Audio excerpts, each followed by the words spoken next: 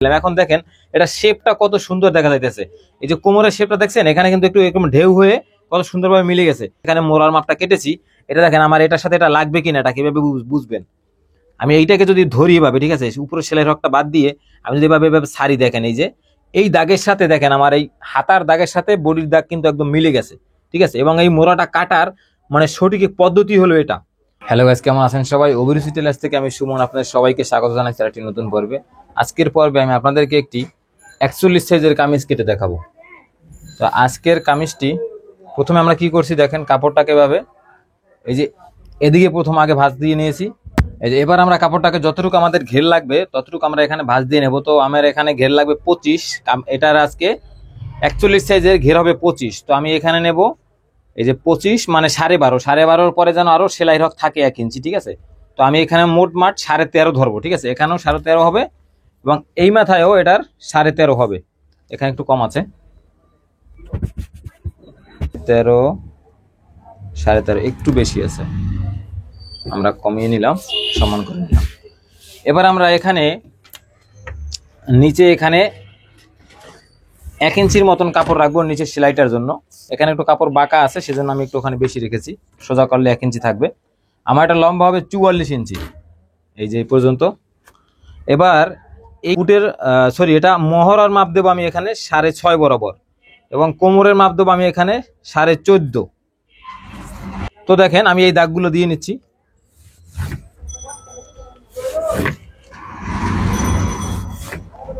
এখানে এই শেষের দিকে একটা দাগ দিবেন, এখানে আমি এই দাগটা কাটবো, এটা কিন্তু আমার সেলাইয়ের দাগ, ঠিক আছে। এটা আজকে পুটের মাপ দেবো আমি আজকে 12 ইঞ্চি। তার কারণ এটার পিছনে আমার একটু বড় গলা হবে, মানে 6 ইঞ্চির মতো গলা হবে, সে কারণে আমি ওখানে দেবো 12 ইঞ্চি। এটা আমার বডি হবে 41 মানে 10.25। 41কে যখন 4 ভাগ করবেন তখন এখানে 4 ভাগে 10.25 পড়বে। এখানে এটা কোমর হবে 38 মানে 9.5। এবার আমরা এখানে দেখেন এখানে কত হয়েছে আমার এই পুটের এই যে এই দাগ পর্যন্ত, শেষের দাগ পর্যন্ত আমার হয়েছে 5.75। তো আমি এখানে 5.75 ধরবো। ধরার পরে আমি এখানে আরো 1 ইঞ্চি সামনের দিকে বাড়িয়ে এইখান থেকে এই দাগটা এদিকে মিলিয়ে দেব, এই যে। এবার আমি এখান থেকে 1 ইঞ্চি এভাবে নিয়ে এদিক থেকে এই যে এটা হলো আমার মোড়ার মাপ, এই যে মোহরাটা এখানে হবে। এবার আমরা বডির থেকে কোমরের অংশে এভাবে মিলাবো, একদম এই মাথায় যেখানে কোমরের মাপ আসছে সেখানে না, একটু ভিতর দিকে মিলিয়ে দেব, এই যেভাবে। তো আমরা এখানে 21 ইঞ্চি বরাবর আমরা এখানে সাইড কাটার মাপ দেব। এবার আমরা 44 ইঞ্চি আমাদের এটা হিপের মাপ হবে, তো আমরা এখানে দেব 11 ইঞ্চি। এবং শেপ কাটের ঠিক এই অংশ দিয়ে এখানে এভাবে হিপের মাপ ধরে নেবেন, এই যে। এবং শেপ কাটটাকে আবার ঘুরিয়ে এখন এই যে এখানে ঘেরের মাপটা নিয়ে নেবেন। আমার এটার ঘের হবে 25, আগেই বলেছি 25। তো এখানে 12.5 ধরলাম। ধরার পরে শেপ কাটটা এই শেপের সাথে যেখানে মিলে সেখানে এনে এই যেভাবে মিলিয়ে দিবেন। এই বন্ধুরা, এরকম একটা শেপ কাট থাকলে কিন্তু আপনার কাটিং এর A to Z সমস্ত কাজ কিন্তু একটা কাট দিয়েই করা যায়, ঠিক আছে। আপনাদের বাড়তি আর কোনো সরঞ্জাম দরকার হবে না। এবার আমরা এখানে হাত দিয়ে দেখেন এই যে যেখানে দাগ দিয়েছিলাম সেখান থেকে একটু রাউন্ড করে মিলিয়ে দিলাম। এখন দেখেন এটা শেপটা কত সুন্দর দেখা যাইতেছে। এই যে কোমরের শেপটা দেখছেন, এখানে কিন্তু একটু এরকম ঢেউ হয়ে কত সুন্দরভাবে মিলে গেছে। তো আমরা এখন সম্পূর্ণটা কাটিং করে নেব।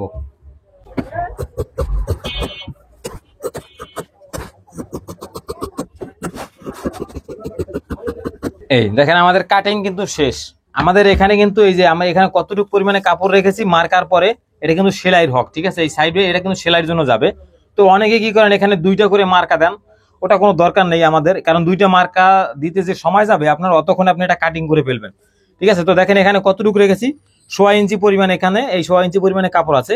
তবে এই জায়গা থেকে দেখেন এখানে কিন্তু একটু বেশি আছে, এবং এই জায়গা থেকে নিচের অংশে একটু কম আছে, এখানে থাকবে 1 ইঞ্চি পরিমাণ, ঠিক আছে। এদিকটা এবং নিচের অংশে যেটা আপনি ভাঙবেন আর কি, সাইড কাটার পরের থেকে এখানে 1 ইঞ্চি পরিমাণে কাপড় থাকলে যথেষ্ট। এখানে বেশি রেখার কারণ হয়েছে যখন আমি এটা যদি টাইট হয়ে যায় আমি যেন এখানে বাড়িয়ে নিয়ে এটাকে পরতে পারি, তখন এই কাপড়টা আমাকে সাপোর্ট দিবে, ঠিক আছে। তো আমরা এখানে একটু চিহ্ন দিয়ে নেব। এখন আসেন এখানে দেখেন এই যে আমার এটা 41 ইঞ্চি ফিগার, এখানে এই যে মোহরাটা আমি কেটেছি সেটা, এই মোহরাটা কত হয়েছে, এখান থেকে সেলাই হকটা বাদ দিয়ে ভাবে ঘুরাবেন। ঘুরানোর পর দেখেন আমার এটা 8 হয়েছে। আমি কিন্তু এখানে 7.5 স্টেপ মোড়া কাটবো, ঠিক আছে। আমার এটা কিন্তু ঠিক আছে। মাপটা। এবার আসেন আমরা এটা গলা ছড়ানো দেবো কত, গলা ছড়ানো আমি 3-এ কাটবো, ঠিক আছে। এখানে 3 মানে ডাবলে ধরে এখানে 3 হবে, খুললে কিন্তু 6 হবে। তো 6-এ কাটলে এটা সেলাইয়ের পরে আপনার এটা 6.5 হবে। প্রথমে আমি তালপাটটা কেটে নিচ্ছি, এখানে অবশ্যই তালপাট হবে। তালপাট কতটুকু দিবেন আমি দেখাচ্ছি। এই যে ঠিক এভাবে এতটুকু পরিমাণ তালপাট কাটতে হবে, তা নাহলে কিন্তু বগলে এখানে কাপড় অনেকগুলো কুচকে থাকবে, ঠিক আছে, একটা ভাঁজ হয়ে থাকবে। এখানে দেখেন প্রায় এই আধা ইঞ্চির একটু বেশি আর কি, 1.5 ইঞ্চির মতন।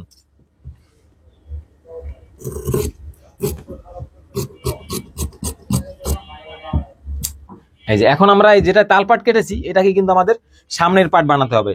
তো আমরা এটা গলা কাটবো 7 ইঞ্চি। এখান থেকে ডিপ ধরে নেব 7, এইভাবে অবশ্যই 7। অনেকে এভাবে ধরেন, যদি আপনারা এভাবে সোজা মাপ নেন তাহলে কিন্তু 7 ধরতে পারবেন না, তাহলে কিন্তু এই বরাবর আসবে। দেখছেন এই দাগের থেকে আমি দিচ্ছি 7 এখানে, কিন্তু তখন দাগ আসে এখানে। তো এইবার এই বরাবর যখন মাপ নিবেন তখন কিন্তু আবার কম নিতে হবে, মনে করেন 6 নিতে হবে, তাহলে কিন্তু এই গলার মাপটা ঠিক থাকবে যদি এভাবে সোজা মাপ ধরেন। আর আমরা যেহেতু টেইলার্সে আমরা প্রফেশনাল, এভাবে মাপ ধরবি। কারণ মানে কোনো গলা আছে দুই পাশ কিন্তু একই রকম হয় না, দুই পাশ দুই রকম হয়। সেক্ষেত্রে কিন্তু আমাদেরকে গলাটা খুলে কাটতে হয়, তখন আমাদের এখানে মাপ ধরতে হয়। তো এই কারণে আমরা এখানেই মাপ ধরার অভ্যস্ত।